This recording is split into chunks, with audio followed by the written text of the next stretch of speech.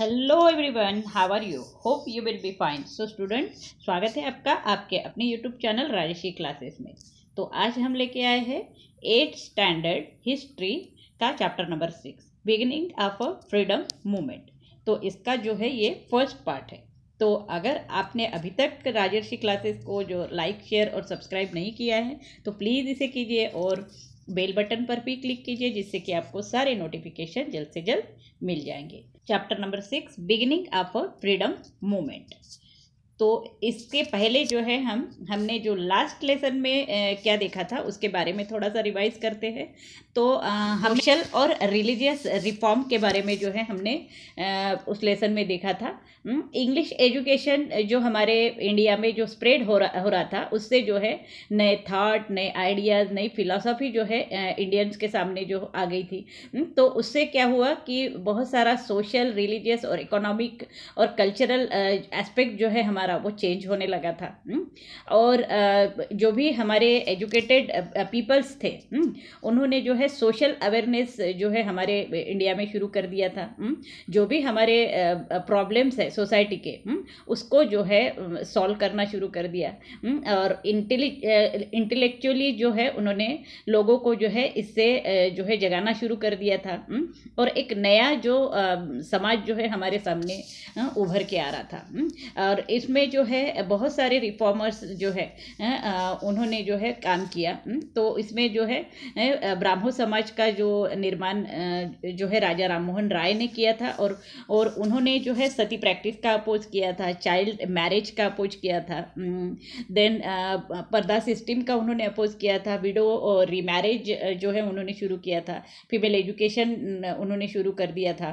Then उन्होंने जो है कॉलेज का भी जो निर्माण किया।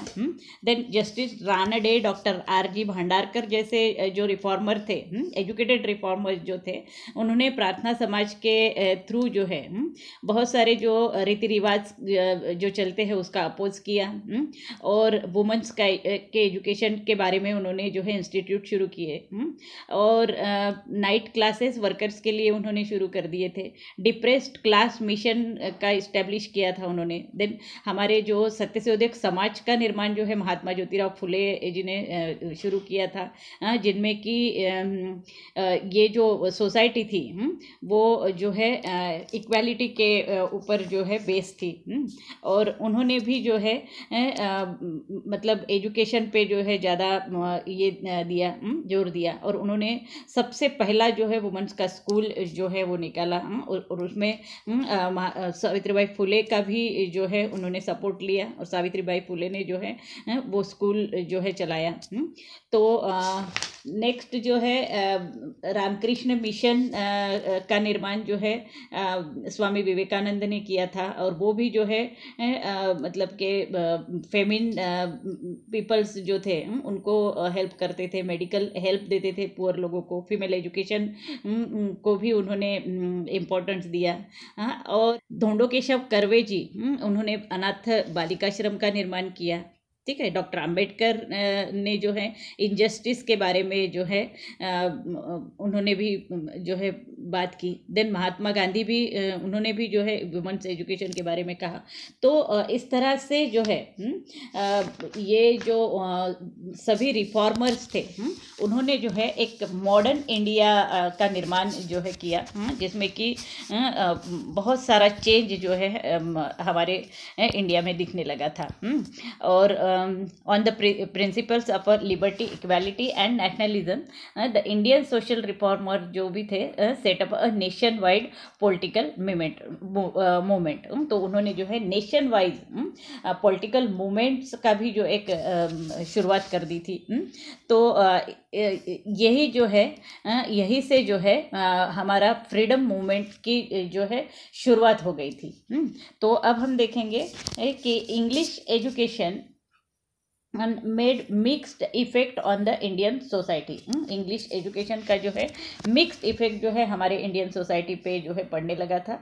The seed of nationalism were sown by the reforms of a newly educated society.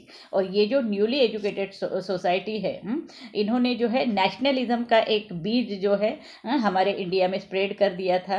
मतलब देश प्रेम की भावना जो है लोगों में जो है पनपने लगी थी। Due to various moment in different parts of India, a favourable situation was created to build a political organisation on an all India level, which will brings together various provincial political organization, different groups of politically aware people, and to express the aspiration of a nation by diverting the public attention towards the question of the nation.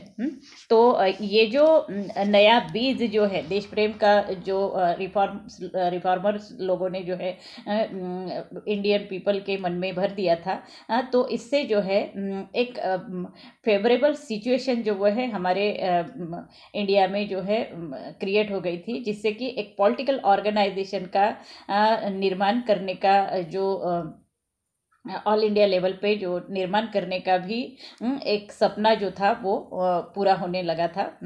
तो इसमें जो है मतलब सभी राज्य के जो भी पॉलिटिकल ऑर्गेनाइजेशन है उनको, और अलग अलग जो ग्रुप्स थे पॉलिटिकल ग्रुप्स, इन सब को जो है मतलब एक जगह पर एक नेशन के लिए काम करने का जो एस्पिरेशन जो था हमारा, तो वो जो है मतलब पूरा होते हुए दिख रहा था।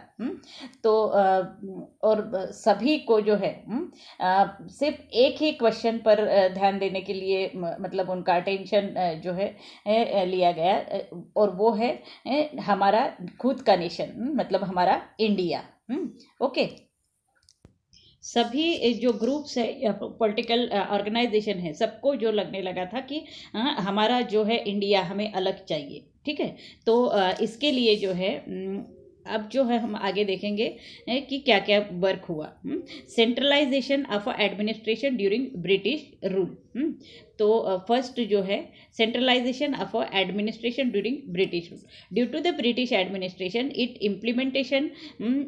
its implementation on India brought the nation under one roof in its true sense। तो मतलब ये जो ब्रिटिश एडमिनिस्ट्रेशन के जरिए जो है इंडिया में जो भी नया कुछ इम्प्लीमेंटेशन हो रहा था, तो उसकी वजह से जो है नेशन जो है एक छत के नीचे जो है ट्रू सेंस से, मतलब कि सिर्फ हमारे खुद के नेशन के विचार से जो है वो एक छत के नीचे जो है आ रहा था। So due two identical reforms all over the country and equality before law, the feeling of a nationalism develop among the people. तो ये जो सभी रिफॉर्मर्स थे, मतलब समाज सुधारक जो थे, तो ये जो है पूरे कंट्री में जो है मतलब एक भावना जो है लोगों के मन में निर्माण कर रहे थे कि लॉ के पहले, बिफोर लॉ हम जो है इक्वल है।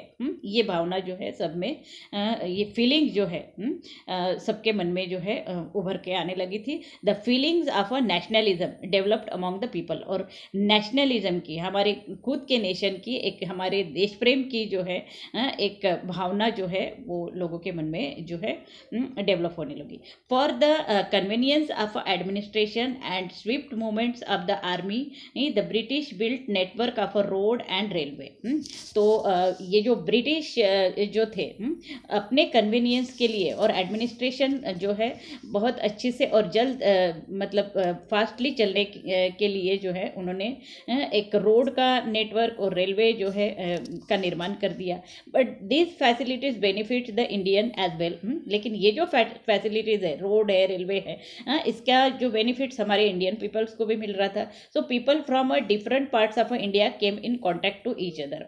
और इससे क्या हुआ कि डिफरेंट पार्ट के जो इंडियन पीपल्स जो है, मतलब इंडियन रिफॉर्मर्स हो गए या जिनमें जो है देश प्रेम की जो भावना उत्पन्न हो गई थी, वो सबका जो कांटेक्ट है वो जल्द से जल्द होने लगा रोड और रेलवे की वजह से। So there was increase is in communication and feeling of nationalism grow up. और लोगों का कम्युनिकेशन जो है वो बहुत जल्दी से होने लगा। और जो है नेशनलिज्म की जो भावना है वो और भी ज़्यादा ग्रो होने लगी। ठीक है। Then economical exploitation, the Indian wealth was flowing towards England by all mean. तो हमारा जो वेल्थ है, हमारा जो खजाना है इंडिया का, वो सब वेल्थ जो है वो कहा जा रहा था, इंग्लैंड की तरफ जा रहा था। मतलब सभी तरह से टैक्स के जरिए या फिर मतलब इंडस्ट्रीज के जरिए सब तरीके से जो है वो किसको जा रहा था, इंग्लैंड को जा रहा था। So due to the imperialist policy of England, there was beginning of economic exploitation of India। तो ये जो सब हमारा जो पैसा है वो इंग्लैंड की तरफ जो जा रहा था, तो इससे जो है हमारे जो मतलब इंडिया का जो है एक्सप्लॉयटेशन होना शुरू हो गया था इकोनॉमिकली। मतलब तो farmers were compare to take cash crop और burdens of land taxes, continuous famine, all this broke down the backbone of Indian agriculture. और जो हमारे फार्मर्स है वो जो है कैश क्रॉप जो है लेने लगे थे, मतलब जिससे ज़्यादा फायदा होता है ऐसा ही क्रॉप जो है वो उगाने लगे थे। तो इससे जो है टैक्स का बर्डन आ गया था लैंड के, और जो है कंटिन्यूस फेमिन भी होने लगा था, मतलब सूखा गिरने लगा था। तो उसके वजह से भी जो है इंडियन एग्रीकल्चर की जो है मतलब बहुत खस्ता हालत हो गई थी। So traditional industries declined which led to rise in unemployment. और वो जो ट्रेडिशनल इंडस्ट्रीज जो थे हमारे, मतलब पीढ़ी दर पीढ़ी जो चलने वाली जो हमारी इंडस्ट्रीज थी, वो भी जो है बंद होने लगी। तो इससे भी जो है अनएम्प्लॉयमेंट जो है हो गया था लोगों में, मतलब कि काम नहीं था लोगों के हाथ में। So the capitalism exploited the worker class. और ये जो कैपिटलिस्ट थे, मतलब जो प्राइवेटली जो काम कराते थे और लोगों को जो है कम पैसे में ज़्यादा काम करवाते थे, तो ये जो है उससे जो है वर्कर क्लास जो है वो एक्सप्लॉइट हो रहा था। So various new taxes were imposed on the middle class. और मिडिल क्लास पे जो है अलग अलग नए नए टैक्स का जो भरमार होने लगा था। So this led to growth of discontent among the people. और इसका जो परिणाम क्या हुआ कि लोगों के मन में जो है एक गुस्सा जो है इंग्लैंड के लोगों पे जो है वो उभरने लगा था। सो वेस्टर्न एजुकेशन का क्या हुआ देखेंगे हम। Due to spread of a Western education, new ideas such justice, liberty, equality, democracy, etc. were introduced to the Indian। और ये जो वेस्टर्न एजुकेशन जो हमारे इंडिया में आया, उसकी वजह से जो है नई नई आइडियाज़, नया एजुकेशन आया, जस्टिस, न्याय की भाषा समझने लगी लोगों को, लिबर्टी, इक्वालिटी की भावना जो है वो समझने लगी, डेमोक्रेसी के बारे में उनको पता चल गया। तो rationalism, scientific attitude, humanity, nationalism, these principles were accepted by the Indians। और Indians ने जो है तर्कवाद, साइंटिफिक एटीट्यूड मतलब कि वैज्ञानिक दृष्टिकोण, और ह्यूमैनिटी मानवतावाद, नेशनलिज्म ये राष्ट्रवाद, तो इसके ये जो प्रिंसिपल्स है वो जो है एक्सेप्ट करना शुरू कर दिया। तो therefore there inculcated feelings that we are capable of carrying out the work of the country and its progress is possible by following these principles। तो ये सब जो उन्होंने मतलब वेस्टर्न एजुकेशन से जो सीखा और एक्सेप्ट किया, तो उसके जरिए जो है उनके मन में एक भावना निर्माण हुई कि ये सब जो प्रिंसिपल्स है इसके जरिए जो है हम अपने जो कंट्री के बारे में जो है एक अलग कंट्री के बारे में जो है अपनी सोच सकते हैं, उसके लिए वर्क कर सकते हैं, उसके प्रोग्रेस के लिए जो है हम कुछ ना कुछ कर सकते हैं। ये भावना जो है इंडियंस के मन में आने लगी। So India is a country of a diverse language, but with the introduction of a English language India got a new medium of a communication. तो इंडिया में जो है बहुत सारे लैंग्वेजेस के लोग रहते थे। तो भले ही वो अलग अलग लैंग्वेज के हो, लेकिन जो है इंग्लिश एजुकेशन की वजह से इंडिया को जो है एक नई लैंग्वेज जो मिल गई थी वो इंग्लिश। तो इसके जरिए जो है वो ये एक मीडियम हो गया था कम्युनिकेशन का सभी लोगों के बीच में। Okay, so study of ancient Indian history, the Asiatic society was establish at Kolkata by the British. Many Indians and western scholars started study of Indian culture. तो एक एशियाटिक सोसाइटी का निर्माण जो है ब्रिटिश लोगों ने कलकत्ता में किया। और उसकी वजह से मेनी इंडियंस जो है और वेस्टर्न जो स्कॉलर्स है उन्होंने जो है वहाँ पर स्टडी करना स्टार्ट कर दिया इंडियन कल्चर्स के बारे में। So the manuscripts in Sanskrit, Persian and other languages were examine and research was publish. तो यहाँ पर जो है संस्कृत, पर्शियन और बाकी अदर लैंग्वेजेस के बारे में भी जो है उन्होंने मतलब पढ़ा और उसको भी जो है उन्होंने उसका भी जो है एक रिसर्च जो है करके जो उसको पब्लिश किया। ठीक है, so Indian scholars like doctor बाबूबाजी Lad, then doctor RG. Bhandarkar made intensive study of ancient Indian culture. और ये जो डॉक्टर बाबूबाजी लाड है या फिर आर.जी. भांडारकर जैसे जो स्कॉलर्स हैं उन्होंने जो है इस पे इंटेंसिव स्टडी की एंशियंट इंडियन कल्चर के बारे में। और after understanding that we are blessed with a glorious ancient tradition, the Indians were awaken and with a sense of identity. और जब इन्होंने मतलब के एंशियंट इंडियन कल्चर के बारे में जब पढ़ा तो उनके समझ में आ गया कि that we are blessed with a glorious ancient tradition. तो हमारा जो एंशियंट ट्रेडिशन है उसका जो है मतलब हमारे देश के लिए बहुत बड़ा एक खजाना जो है हमारे पास में है। और the Indians were awaken with the sense of identity. और इंडियंस को जो है इससे मतलब जगाना बहुत ज़रूरी था। So the Bhandarkar Oriental Research Institute is working since last 100 years in Pune. और ये जो भांडारकर ओरिएंटल रिसर्च इंस्टीट्यूट है वो अभी भी जो है 100 ईयर्स से जो है पुणे में शुरू है। Then contribution of newspapers during the period, English and vernacular newspapers and periodicals come to the publish. तो इंग्लिश एंड वर्नाकुलर न्यूज़पेपर्स जो है उस पीरियड में जो है वो शुरू हो गए थे। मतलब वर्नाकुलर्स मीन्स जो है मातृभाषा में जो भी लिखा जाता था उस पेपर्स में। और पीरियडिकल्स भी जो है मतलब नियतकालिक का भी जो है शुरुआत जो है हो चुका था। Through this newspapers political and social awakening took place. और इस न्यूज़पेपर के जरिए जो है पॉलिटिकल और सोशल अवेकनिंग जो है होना शुरू हो गया था। मतलब कि सामाजिक जागृति भी जो है होना शुरू हो गई थी। ठीक है, सो न्यूज़पेपर्स लाइक दर्पण, Prabhakar, Hindu, Amrit Bazar Patrika, Kesari, Maratha started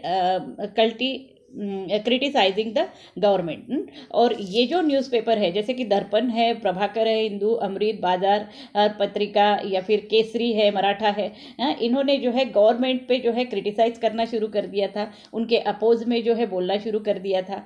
so establishment of a Indian National Congress. और बाद में जो है इंडियन नेशनल कांग्रेस का जो है निर्माण हुआ था। So on 28 December 1885 the first session of a Indian National Congress was held at a Gokuldas Tejpal Sanskrit School in Mumbai। तो ये जो इंडियन नेशनल कांग्रेस की शुरुआत जो है सबसे पहले जो है शुरुआत हुई थी। और इसका दिसंबर 1885 में ऑन 28 December 1885 में। और इसका फर्स्ट सेशन जो है वो जो है मुंबई के एक तेजपाल संस्कृत स्कूल में जो है हुआ था। तो 72 delegates from different provinces of Indian participated in this session. और इसमें जो है ये पहले सेशन में ही जो है 72 डेलीगेट्स फ्रॉम डिफरेंट प्रोविंसेस, मतलब अलग अलग स्टेट से जो है 72 डेलीगेट्स जो है वहाँ पे पार्टिसिपेट करने के लिए वो जो आए थे। तो Womesh Chandra Banerjee, renowned lawyer from Kolkata, was the president of this session. ये बहुत वेल नोन लॉयर थे वोमकेश चंद्र बैनर्जी, वो जो है इस मतलब सभा के जो है प्रेसिडेंट थे। In this session they establish the Indian National Congress, और इस सेशन में जो है इंडियन नेशनल कांग्रेस का जो है निर्माण हुआ। Allan Octavian Hume, a British officer, took a lead in the establishment of the Indian National Congress। और ये जो एलन ऑक्टेवियन ह्यूम जो थे ये ब्रिटिश ऑफिसर थे, और इन्होंने ही जो लीड किया था इस जो है इंडियन नेशनल कांग्रेस को निर्माण में। So increase proportion of Indians in the administration, reduce of military expenses by the British government, such statements were sent to British। और इस सेशन में जो है increase proportion of Indians in the administration, मतलब कि एडमिनिस्ट्रेशन में जो है जो इंडियंस पीपल का जो प्रपोर्शन है उसको बढ़ाने की बात हुई, और जो है मिलिट्री में भी जो है ब्रिटिश के लोगों को कम करके इंडिया के जो है लोगों को लेने का जो है प्रस्ताव जो है इसमें दिया गया। सो ब्रिटिश को दिया गया ये statement. Okay, then objective of Indian National Congress. Indian National Congress का ऑब्जेक्टिव क्या था? To make the people from different parts of India forget the differences in religion, race, caste and languages, geographical territories, and bring them on a common platform to understand each other problems and views, to increase the feeling of oneness among the people, to take effort for the development of the country, where the objective of the Indian National Congress। तो Indian National Congress का objective क्या था?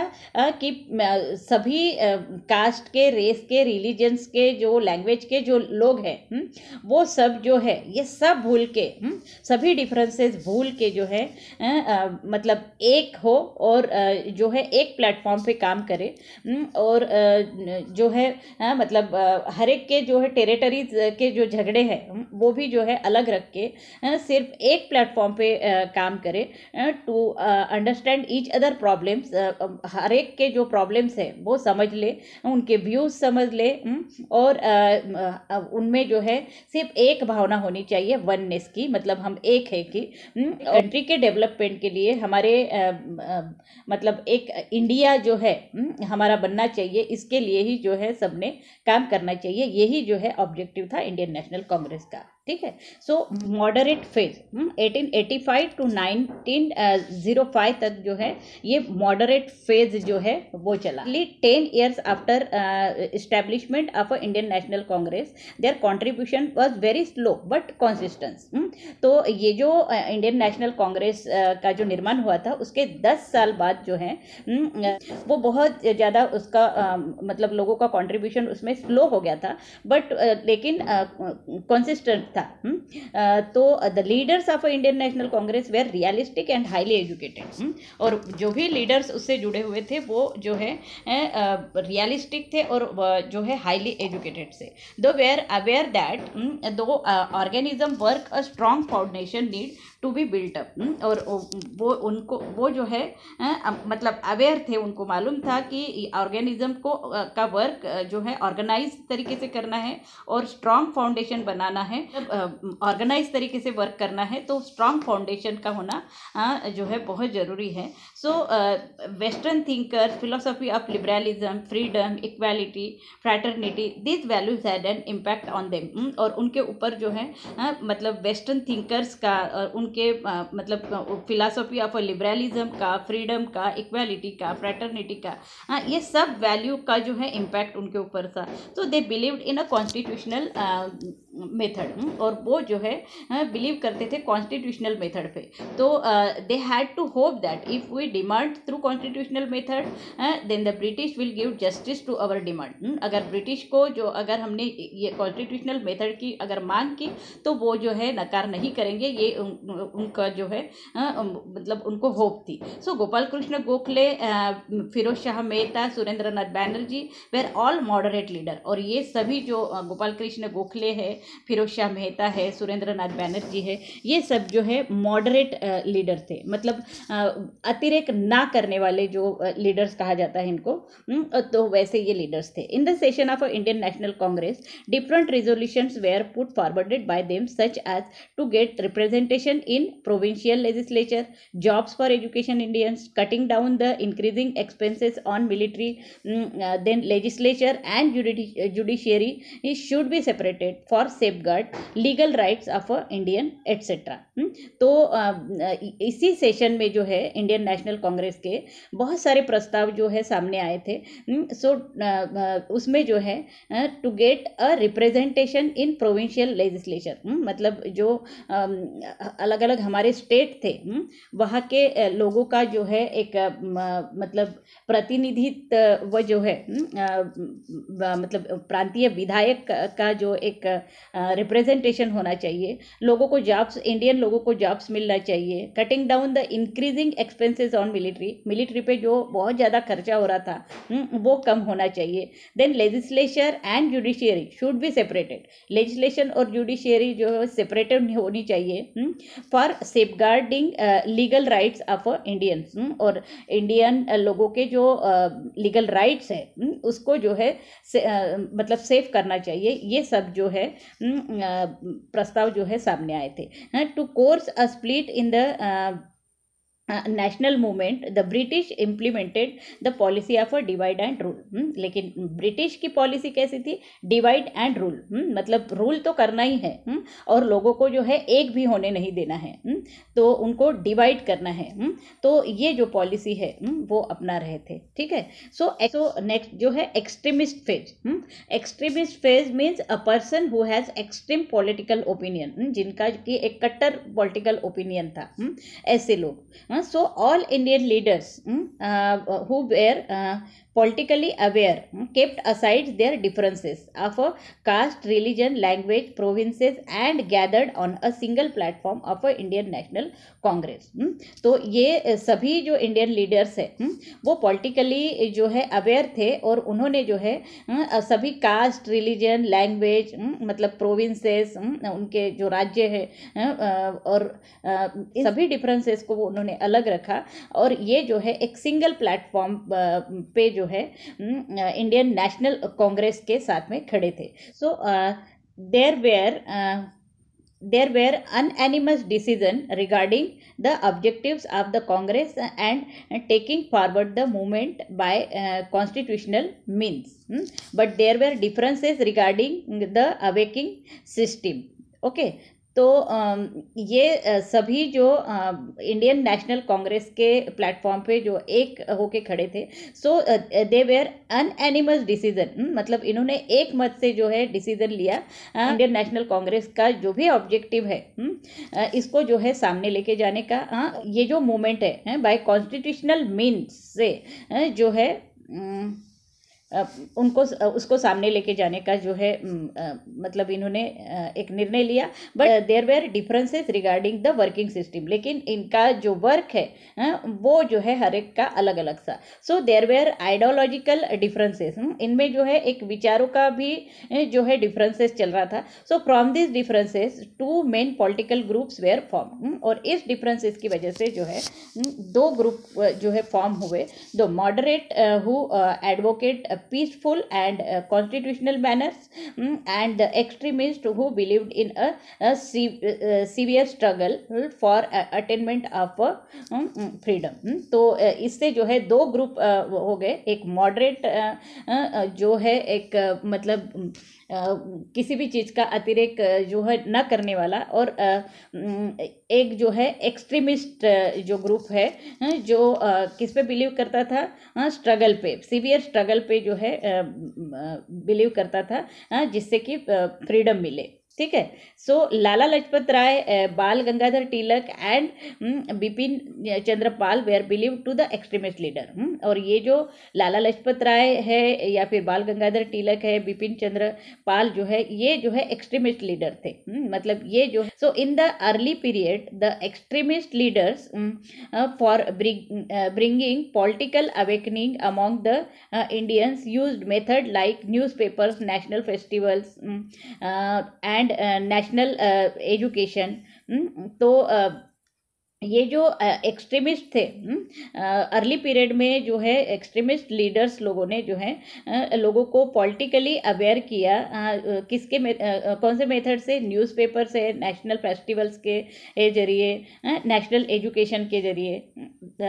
Kesari and Maratha were the newspapers through which Lokmanya Tilak made severe criticism on the suppressive policy of the British। और ये जो newspapers है जैसे कि मराठा है और केसरी है, इन न्यूज़पेपर से जो है लोकमान्य तिलक ने जो है मतलब क्रिटिसाइज करना शुरू कर दिया ब्रिटिश के पॉलिसी के ऊपर।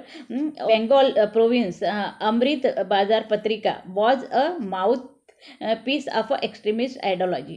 और ये जो अमृत बाजार पत्रिका जो थी बंगाल में जो चलती थी, तो इससे जो है एक माउथ पीस को जो है बोल कर जो है बताए जाते थे। By forgetting the internal differences people should come together and exchange their ideas.